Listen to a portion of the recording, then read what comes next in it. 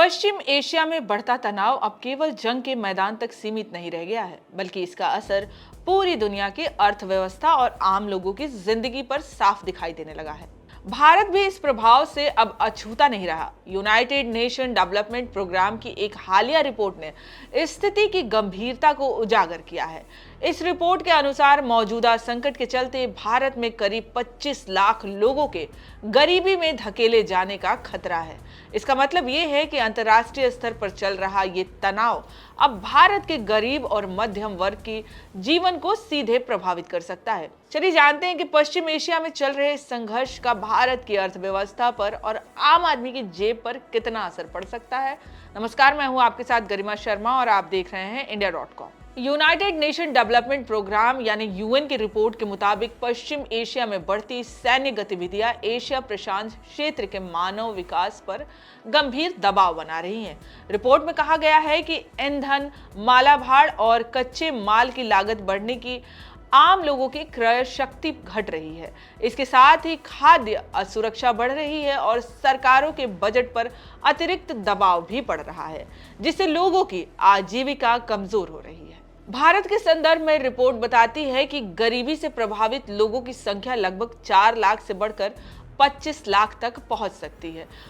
यदि स्थिति और गंभीर होती है तो देश की गरीबी दर 23.9% से बढ़कर 24.2% तक जा सकती है, जिससे लगभग 24 लाख से अधिक लोग गरीबी रेखा के नीचे चले जाएंगे।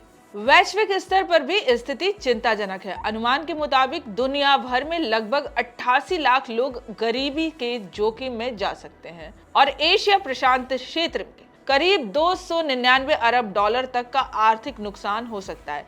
चीन पर इस संकट का असर अपेक्षाकृत कम रहने का अनुमान है, जहां गरीबी से प्रभावित लोगों की संख्या लगभग 1.15 लाख से बढ़कर 6.2 लाख तक हो सकती है। भारत पर इसका प्रभाव अधिक इसलिए है क्योंकि देश अपनी 90% से अधिक तेल जरूरतों के लिए आयात पर निर्भर है। इसके अलावा कच्चे तेल का 40% से अधिक और एलपीजी का लगभग 90% आयात पश्चिम एशिया से ही होता है।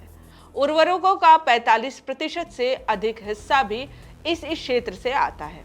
ऊर्जा क्षेत्र पर भी इसका असर दिखाई दे रहा है। एलएनजी की कीमतें बढ़ने के कारण भारत समेत कई देशों के कोयला आधारित बिजली उत्पादन पर अपनी निर्भरता बढ़ा दी है। इसके साथ ही व्यापार और आपूर्ति श्रृंखला भी प्रभावित हुई है। कई देशों में मालाभाड़ बढ़ा है, युद्ध जोखिम बीमा महंगा हुआ है, सप्लाई रूट बदले गए हैं और डिलीवरी में देरी हो रही है। भारत के कुल निर्यात का लगभग 14% और आयात का 20% हिस्सा पश्चिम एशिया से जुड़ा हुआ है, जिससे ये प्रभाव और अधिक महत्वपूर्ण हो जाता है। इस पूरे परिदृश्य से ये साफ हो जाता है कि पश्चिम एशिया में जारी तनाव केवल एक क्षेत्रीय संघर्ष नहीं, बल्कि ये वैश्विक अर्थव्यवस्था के लिए एक बड़ा खतरा बन चुका है।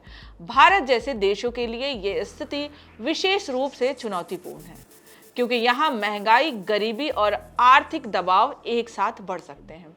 अब सबसे बड़ा सवाल ये है कि क्या भारत इस आर्थिक झटके को संभाल पाएगा? क्या महंगाई एक बार फिर आम आदमी की जिंदगी को मुश्किल बना देगी?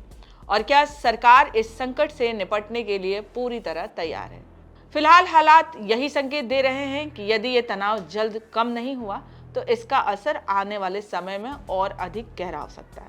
फिलहाल इस खबर में इतना ही। आप बने रहिए इंडिया.com के साथ।